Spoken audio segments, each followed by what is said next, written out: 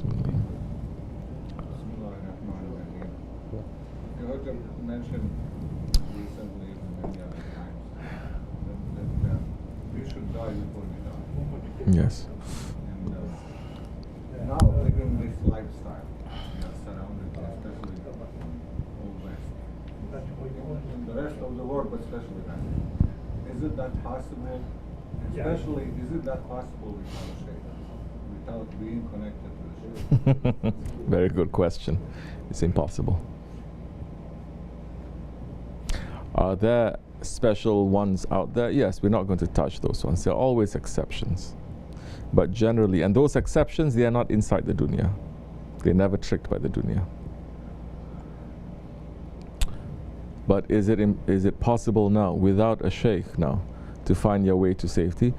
I'm saying, Inshallah Rahman. Good luck to you. But Abu Yazir Bistami said, not for this Ahir Zaman times. He was living in a time where there was Khalifa. He was not living in a time when there was haram. He was living in a time when people were believers all around him, and they were praying 5 times a day, doing everything properly. Yet he says, the one who has no shaykh, his shaykh is shaitan. Sultan al-Arifin, he's saying that. So now, a shaykh is a guide. Most people, they are guided by their nafs. They're guided by their limited experience. They're guided by other people's experience. They're guided by the media. They're guided by television. They're guided by songs. They're guided by poems. They're guided by their parents. They're guided by everything. But very few, they say, we want a purity of guidance.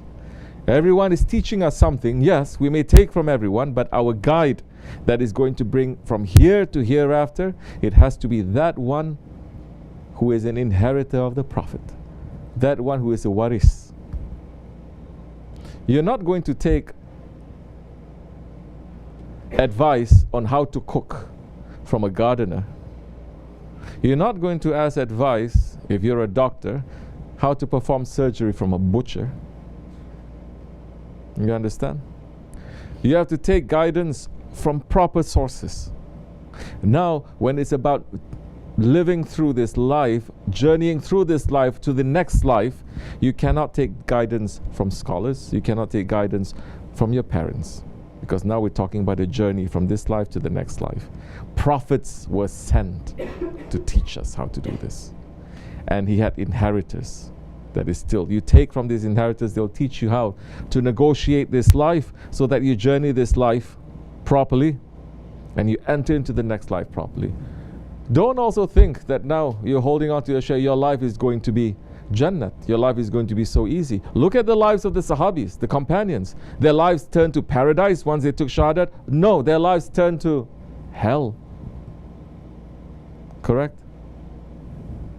But it is for this life. They are in paradise surrounded by fire. They are surrounded by fire, but they're in paradise. That fire now, that suffering now doesn't mean anything to them anymore. They become much stronger, they are purified by it.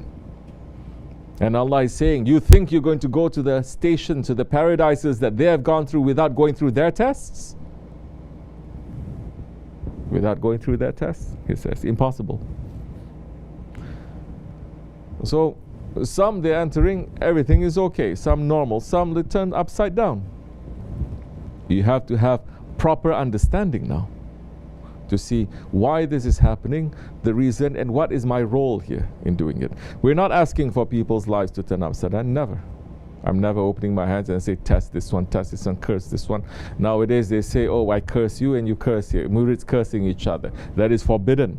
You're going to curse each other in the month of Safar, in the month of curses. The curse already reached to you. That's why you can do it. You understand? So, we're not asking for all of that. And when things come to you, especially now under the guidance of a shaykh, things happen to you, first you have to check yourself. Is this a punishment or is this a test? Sometimes it is both. Sometimes it is more one than the other. Now sometimes this is when you need the guidance. You understand? this is happening. I don't understand what this means. Then you're going to go to someone who understands what it means and going to say, this is the meaning of this is the meaning of that. Now be careful. Your story is not ending here. It continues. Everyone's story continues. If right now we all lose everything, may Allah not test us, we lose everything, but we're standing up for the sake of Allah and we are finished too, our story is still not finished. Those ones who are, their lives and their possessions and everything is taken away from them because of Allah subhanahu wa ta'ala, their lives did not finish. It began. It's starting in the most beautiful and the most noble way, just as the prophets and the sahabis and the awliya Allah they've gone through. So once you start to see things in perspective like that, then you say, oh, I am part of their story. This is the real story. But if you lose that and you're only looking at unbelievers and people of the dunya and telling you this is how you live your life according to pleasure and happiness and satisfaction and wealth and family and cars and this Facebook reality, if you look at that, you're never going to be satisfied. And it is all fake. And it is not real and is not what Allah is happy with. When you look at that story, the real story that you're going to continue, you're part of reality and you are just beginning. We are just beginning our journey. Our journey is not ending, it's just beginning. You understand? For those who believe, those ones that they suffered so much because of their faith and everything was taken away from them, their story did not end either. It's beginning.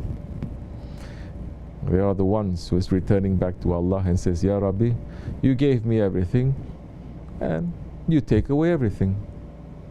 Everything belongs to you anyway. Make me belong to you too. Make my heart belong to you too. I am weak. Don't test me, Ya Rabbi, but if difficulty comes to me, turn my heart. Turn my heart to make it strong. Turn my heart to be happy. And turn my heart to look with the eyes of reality. That way, as the Prophet says, Allah loves the one, the believer, who is always happy and cheerful. Because you meet someone cheerful, it takes away your sadness too. That one may have the worst things happen to him, but he's cheerful. The Lord loves him. Our Lord loves him then. Not only that, other people are going to love him too, because he's always smiling. He's always taking people's burdens away. So, inshallah, that way we will know how to work. We are not going to get confused so much. We're not going to get confused at all. Worse things can happen to us now. We say, we know, we understand. You understand? Even if we have nothing, we have very little, and we're suffering, we're not in confusion. The one who is in confusion, he can have everything, but he's enjoying nothing. Enjoying nothing. And he's fearing from everything. He cannot even enjoy something. He's eating food, says, how many calories this have? Now, is this like this, is like that? Nothing is free. Nothing is cheerful for him. Nothing he can find satisfaction. That's why the prophets, they like to be around who? Around the orphans. The children, they're always happy. They're happy with very little. They're around poor people, they're happy. Around rich people, they're never happy. They're always jealous from each other, envious from each other, showing off from each other. Their hearts are very tight now. In this way, in the way of tasawwuf, we say we are fakir. You understand what is that meaning? That means that we own nothing. Even our prayers is nothing. Even our worship, it is nothing. And we are happy. Because everything belongs to Allah now. Our Shaykh went through that, not just with words, with everything, with his life, with his property, with his families, with his jamaat. He built something. Everything was his Lord. And don't think that our Lord was easy on. Our Lord was testing him very hard. He came with nothing, he built something up. He opened a business, he earned millions. He lost millions. He worked for the United Nations. He met everyone from the top, he got sick, and he knew what they were. about what they're trying to do. He came back, he became a taxi driver, he became a truck driver. At one point he had no work at all to feed his family. In the winter time he was shoveling people's driveway. He was shoveling with his hands, shoveling the snow. And that one was being so tyrant to him. He was doing everything nicely and perfectly, and that one was insulting him and saying, threatening, I'm not going to give you any money now. He did everything, breaking his back, doing everything. And that time, Shaykh Effendi said, I went to Sajda. And he says, the heart of the man, he's saying. He's not putting himself up so high to say, I'm so brave, and he said, no, the heart of a man. I say, and I pray to my Lord and says, Ya Rabbi, what is it that I've done in my life that is so bad that I'm being treated like this? And he heard a distinct voice coming to him. Because he is a saint, he was born a saint, and he comes from a lineage of saints. He knows his Lord and his Lord knows him. They have a private conversation together. He went to Sajda on the snow, and the voice said to him, if you want, we will turn every snowflake that you see, everything on this ground, into diamonds for you to take. He lifted his head, and it was falling from his forehead. Those snow, that ice was turning into diamonds.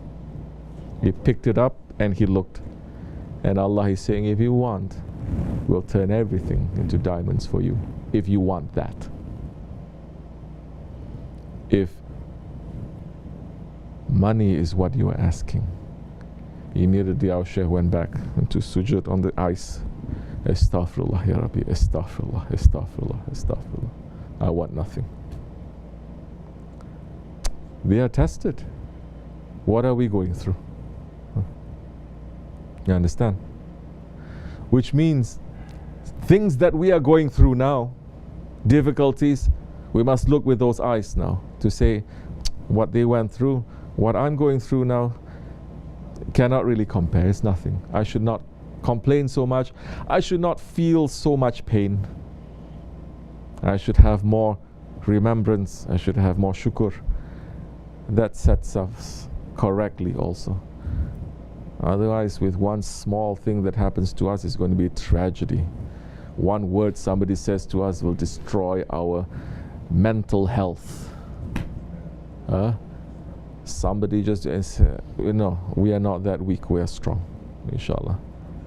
May Allah give us more strength. Yes, we are weak, and we're asking Allah for more strength, the strength of His strong ones, inshallah. So it is necessary to follow a Shaykh, you understand? Otherwise it is very difficult to have a role model, and your role models, what sticks to your mind? A person, his life, his lifestyle.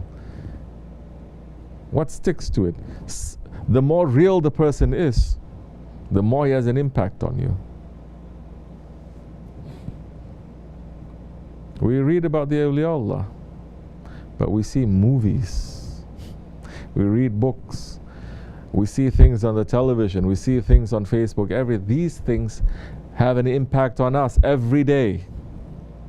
And the agenda is always the dunya.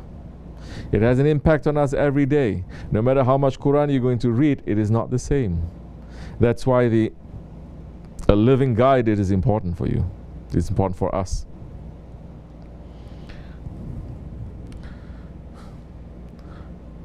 Those ones who are sincere, Allah still has the sincere ones. Allah will be their protector. But those ones, they want nothing from this world. They're not hypocrites. They're very simple people. They're not claiming anything. Those ones, the awliyaullah, are assigned to them. In reality, awliyaullah, they are assigned to everyone. The whole world, all the Muslims belong to one saint or another saint, another Shaykh or this Shaykh. In reality, even the unbelievers, there are saints that are over them. You understand? Can anyone in this world now, anywhere in this world now, say, I'm a free man, I'm a free person, I'm not under any authority. Impossible. Impossible. Whether you like or you don't like, you are under a head. You're under a king or a president or a tyrant or a this or a that, correct? You think in the real spiritual world is not like that.